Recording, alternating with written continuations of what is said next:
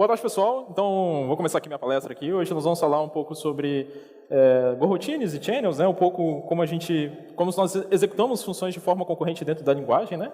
Aí falando um pouquinho sobre mim aqui, né? Pulando o slide. Quem sou eu? Né? Meu nome é Rodrigo Brito, sou aqui da comunidade de Go, de BH mesmo. Estou aí desde 2017, 2016, não sei, com o pessoal aí, a gente faz uns meetups aí de vez em quando. Tem um grupo lá do Telegram, se vocês quiserem participar lá, que é o Go BH. Então a gente sempre organiza alguns encontros, alguns eventos aqui, então quem for da região e quiser participar com a gente. Tem minhas redes sociais aí, o LinkedIn, o GitHub, né? Eu sou mestre de ciência de computação aqui pela FMG mesmo, de BH. Hoje eu sou engenheiro de software lá no Mercado Livre. Então, falando aqui um pouco sobre o cenário atual, é muito comum, hoje até mesmo os celulares, até mesmo, sei lá, um relógio tem mais de um núcleo de processamento, né?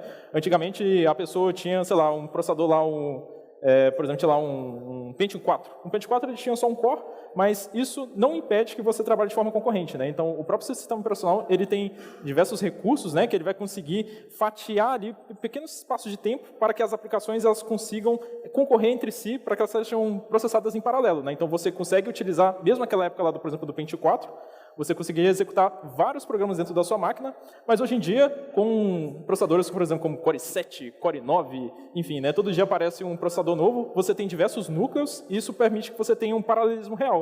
Então, as suas aplicações elas são executadas em paralelo dentro do seu computador, no caso, né? Então, aqui a gente tem, por exemplo, um pequeno exemplo de quando você entra lá no seu servidor ou na sua máquina, por exemplo, se você utiliza Windows ou Linux, né, você consegue inspecionar lá os seus processadores. É muito comum vocês observarem alguns processadores com uma carga muito alta de processamento. Então, eles ficam com um trabalho um pouco acima dos demais, e alguns processadores muito ociosos, né? Isso é sinal que algumas aplicações não são muito otimizadas para serem trabalhadas de forma concorrente. Algumas linguagens elas permitem que você usufrua desse recurso, né? Mas elas geralmente são um pouco mais complexas, demandam um pouco mais de recurso, e acaba que os programadores evitam de utilizar dessas técnicas, né? E tem diversos nomes, tem diversas ferramentas, vai depender muito de linguagem, cada um chama de uma forma, né? Sei lá, coroutines, actors, fiber, generators, threads. Algumas vão mapear o processo, né? Ela vai criar um subprocesso mapeada diretamente para uma thread, que é um processo um pouco mais pesado, demanda um pouco mais de recurso, é um pouco mais lento para alocar todos esses recursos, e algumas outras linguagens vão criar uma espécie de um wrapper, né? Então, ela vai fazer uma abstração em cima desse recurso para que você tenha, por exemplo, algumas threads fixas, ela vai gerenciando onde que ela vai alocar esses subprocessos, né? Então, por exemplo, uma thread trava para um processo de I/O, aí ele cria uma nova thread e aloca esses processos. Mas essas abstrações, elas trazem benefícios. No caso, por exemplo, as Go-routines que a gente tem hoje no Go, elas são processos bem mais leves, né, do que, por exemplo, uma thread tradicional.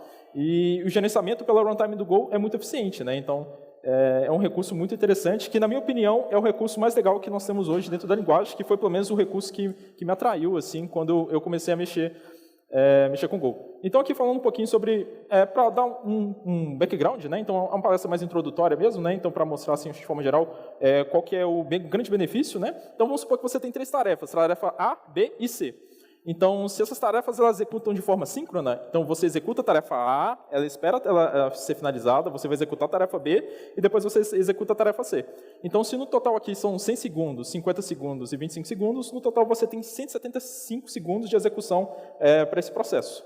Porém, se você tem uma atividade assíncrona, se o seu programa ele é preparado para ser trabalhado de forma assíncrona e conseguir usufruir dos diversos cores que você vai ter dentro do seu processador, lá, por exemplo, você pode executar elas. Claro que essas tarefas elas precisam ser independentes, né?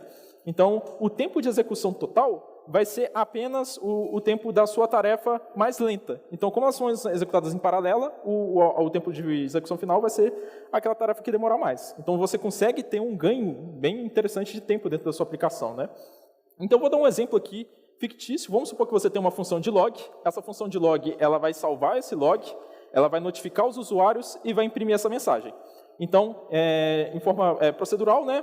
Essa função ela é executada. Só depois que ela é finalizada, essa função vai ser executada, e só depois que ela for finalizada, essa vai ser executada. Então, elas vão ser executadas em escadinha. E no Go, deu uma quebradinha ali no slide ali, Mas para você passar isso para um formato assíncrono, né, ou seja, para você criar as goroutines, né, você só usa uma palavrinha mágica, que é o go, a palavrinha reservada do go. Então, essa função ela vai passar a ser, não vai ser mais síncrona, ela agora vai se passar a ser assíncrona, né, no caso. E a mágica acontece. Simples, né? Porém, começa a aparecer alguns probleminhas, né? Aí a gente pensa, né? Poxa, se todas elas vão ser executadas em paralelo, como eu sei que finalizou minhas funções? Por exemplo, então você tem um grupo de funções que elas estão sendo executadas, cada uma vai executar no seu tempo, mas você não sabe quando que você pode retornar isso para o seu usuário, né? Quem terminou primeiro, né, no caso? Então, as routines são apressadinhas, né? Você não vai saber quem rodou primeiro. Então, você tem diversos problemas que são... nós vamos ter alguns novos problemas, né, com a introdução das routines, né? E uma das técnicas... deu uma quebradinha no slide também, mas, por exemplo, uma técnica que a pessoa costuma fazer é, poxa, eu sei que isso aqui vai executar em menos de 1 segundo, então põe um time.sleep ali no final da minha função, seu código fica travado ali esperando todo mundo terminar e você retorna a sua função. Porém, é uma prática muito ruim, né, galera? Então, se a gente está querendo ganhar agilidade, a gente está querendo ganhar otimização com o nosso código, isso não é uma prática legal. Então, seu código fica travado ali por 1 segundo, mas ele já foi executado há muito mais tempo. Um dos recursos muito interessantes que o Go proporciona para a gente é o wait group. O wait group, no caso, é uma estrutura que você pode compartilhar entre diversas Go routines. Aí você fala com ele, por exemplo, assim, olha, eu tenho 3 processos sendo executados aqui em paralelo, e eu compartilho esse objeto para cada uma das minhas funções. E quando essa função ela for executada, ao final ela vai falar assim, finalizei. Então ela dá um sinal de finalização. E aqui no final do meu grupo de tarefas que foram executadas, eu coloco apenas o meu waitGroup.wait. Então ele vai ficar aguardando que essas tarefas sejam finalizadas, e assim eu posso seguir com o meu código. E assim a gente tem resolve um primeiro problema. Porém, vão existir outros problemas, né? Então, por exemplo, se eu perguntar para vocês agora qual a maior carta de ouros que vai aparecer para mim aqui nessa tela?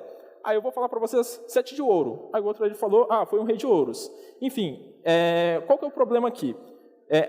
Essa tarefa de eu observar essas cartas, vocês observarem essas cartas, e as cartas mudarem os valores delas ao mesmo tempo que nós estamos analisando, ela gera um problema de concorrência. Então, ou seja, o dado ele está sendo atualizado ao mesmo tempo, as pessoas estão lendo esses dados ao mesmo tempo, e a gente não consegue ter uma consistência de como esses dados estão sendo atualizados, né?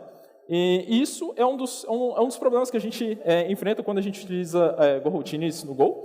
Então, aqui a gente tem um outro código, por exemplo, tem um linkzinho aqui do Playground, depois se vocês quiserem executar para vocês observarem. Eu tenho aqui, por exemplo, um contador. Um dos pontos legais da Go routine é que o espaço de memória é compartilhado entre todas as Go routines, né, se ela está dentro do mesmo escopo. Então, eu posso ter um contador global aqui, um exemplo, e eu inicializei aqui 1000 Go routines e todas elas vão atualizar aquele contador ao mesmo tempo. A gente espera que o resultado aqui seja 1000, certo? Porém, não dá para a gente saber. Então, como todas as Go routines elas vão tentar acessar aquele valor, atualizar aquele valor ao mesmo tempo, pode ser que alguma Go routine leia o valor daquele contador de forma errada, e quando ela for atualizar, ela vai incrementar um valor, mas com um valor desatualizado. Então, a gente tem aqui uma condição que a gente chama de race condition, né? Não dá para a gente saber o resultado, só depois que você executar, então aqui é um cenário não determinístico, e como que a gente pode resolver esse tipo de problema. Então, só dando um resumo, né, sobre a questão do problema do acesso concorrente, você não pode ler nem escrever nada de forma concorrente, por exemplo, acessar o mesmo espaço de memória. Escrita mais escrita também, então 2 Go routines escrevendo no mesmo espaço de memória também, você vai ter esse problema de concorrência também. Porém, leitura, 2 Go routines lendo o mesmo dado, não tem problema. Se esse dado não for atualizado, elas conseguem acessar esse dado de forma consistente. Uma das formas que nós podemos resolver isso são o Go, da mesma forma que ele proporciona para a gente a Go routine, ele também vai ter algumas ferramentas que vai te ajudar a resolver esse problema. Um deles é o pacote Atomic. O pacote Atomic aqui, no caso, ele vai ter uma série de funções que ela permite que o desenvolvedor execute essa função de forma atômica. Então, aqui naquele caso que eu tinha um incrementador lá, eu posso apenas chamar atomic.addInt64 ali, que era o tipo do meu contador, e ele vai fazer aquela operação de ler o valor, incrementar um número e atualizar esse valor de forma atômica. E o meu problema, nesse caso, é resolvido, né? E vai ter o resultado de forma 1000. Então, isso é uma forma legal, com um recurso nativo da linguagem Go. Uma outra forma também, que nós... o slide deu mais uma quebradinha aqui, mas uma outra forma bem interessante também, com um outro pacote nativo, que são os mutex. O mutex nada mais, nada menos que é um mecanismo que ele vai fornecer um mecanismo de trava. Então, quando a minha função increment for atualizar o meu contador, nesse caso, ele trava o acesso, ninguém mais pode atualizar esse valor, ninguém mais vai poder acessar essa variável. Ele vai fazer a operação de atualizar esse contador e, ao final, ele vai liberar o lock. Então, também é uma forma legal que você pode fazer uma espécie de uma trava, né, entre as coroutines. Isso é uma espécie de um semáforo mesmo, assim, né? Imagina um cruzamento de carros. Então, uma hora vai uma avenida, uma outra vai avenida, e você tem esse controle de acesso a esse meio. Então, você vai ter diversas coroutines e esse mutex ele vai estar aqui no meio, aqui, fazendo esse controle, né, de quem vai poder acessar a via por vez, e a gente não tem nenhum problema de conflito. Porém, no trânsito, como é que a gente resolve, por exemplo, quando você tem duas avenidas muito movimentadas, com tráfego muito alto, e você precisa de dar fluidez para esse tráfego de carros? Geralmente o pessoal cria um viaduto, não é mesmo? Então o viaduto ele vai vir, vai jogar todo o tráfego de uma via para outra, mas por uma via paralela, né? Mas de forma contínua, sem ter uma trava. E o Go, ele tem esse recurso. Então a gente fazendo uma analogia aqui meio maluca, né? É como se, por exemplo, o mutex, aquele exemplo anterior que nós apresentamos, ele fosse uma espécie ali de um cruzamento com um semáforo mesmo, né? Você tendo esse controle das vias. E o Channel, que é uma outra estrutura de dados que o Go proporciona, é uma estrutura de dados que ela é segura para ser utilizada de forma concorrente, e você consegue ter essa comunicação dos dados entre as coroutines de forma contínua, né? Então, dado duas coroutines, você pode criar esse channel e você passa um tipo, por exemplo, sei lá, um valor inteiro, uma string, uma estrutura, e essas coroutines elas podem se comunicar de forma seguras, uma ou mais coroutines, né? Não necessariamente precisa ser duas, podem ser múltiplas, e você consegue ter essa comunicação entre essas coroutines sem ter muito problema. Então, aqui, algumas sintaxes bem legais de como que a gente pode utilizar o channel. Primeiro, você tem que alocar o recurso para o channel. O seu channel, você pode declarar o channel sem definir um tamanho, mas você também pode fazer um buffer channel, né, definindo um tamanho dele, um limite para esse channel. Para fazer uma leitura dele, você faz a atribuição 2 pontos igual, e você usa essa setinha, né, para mostrar que você está removendo o dado do channel, e para você escrever um dado no channel, você põe essa setinha para a esquerda para inserir esse dado. E o channel ele se comporta muito parecido com a estrutura do slice, no caso, uma estrutura de lista, né? Então, você pode iterar sobre ele para conseguir percorrer sobre os valores que estão contidos nele, que isso permite que você faça um código bem legível, assim, e não tenha muitos problemas de gerenciamento, né, de acesso e tudo mais. É uma forma bem interessante de leitura.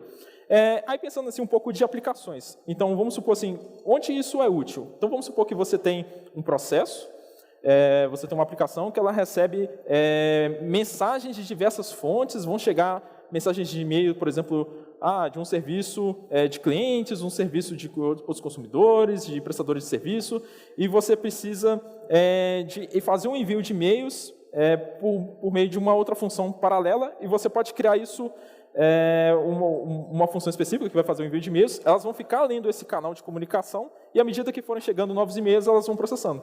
Então você chama a sua função, por exemplo, se fosse a função sender, você utiliza a palavra reservada Go, e você consegue ter várias funções sendo executadas em paralelo ali, consumindo, por exemplo, uma fila de e-mails, né, contida sem precisar de uma estrutura externa, como, por exemplo, sei lá, um Redis, um Kafka, alguma coisa da vida, mas contido dentro da própria linguagem. Estou dando um exemplo aqui bem simples. Vamos supor que eu tenho aqui uma lista aqui de strings, né? Eu vou criar um channel, e aqui embaixo eu estou iterando dentro dessa lista de strings, e estou preenchendo todas essas strings para dentro do meu channel. E, em paralelo, eu vou ter alguns consumidores, né?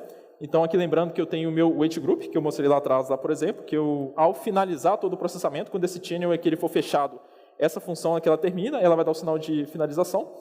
E eu vou ter aqui um channel, no caso aqui um channel de leitura, e eu vou percorrer, por exemplo, os valores que vão chegando nesse channel, e vou fazer, por exemplo, um envio de e-mail.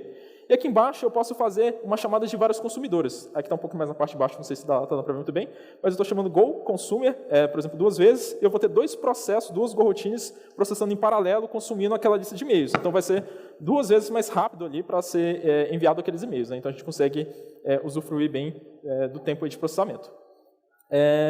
Enfim, acho uma palestra mais curtinha, é mais para mostrar mesmo um pouco do recurso, que é um dos recursos mais poderosos que a gente tem aí na linguagem. Aí tem essa fotinha do Go-Routines, a galera usa muito, usaram aí no slide anterior aí também, mas é para mostrar um pouco aí da força, que eu acho um dos recursos mais interessantes do Go, juntamente com o Channel ali, tem a bandaninha, assim, eu não sei se vocês separaram aí, mas eu acho que eles andam em conjunto aí, né? São recursos bem legais. E basicamente é isso, pessoal. Então, assim, só deixando aí meus links aí, contatos. E se tiver alguma coisa aí, pode chamar depois e trocar uma ideia também. Mas é isso aí. Obrigado.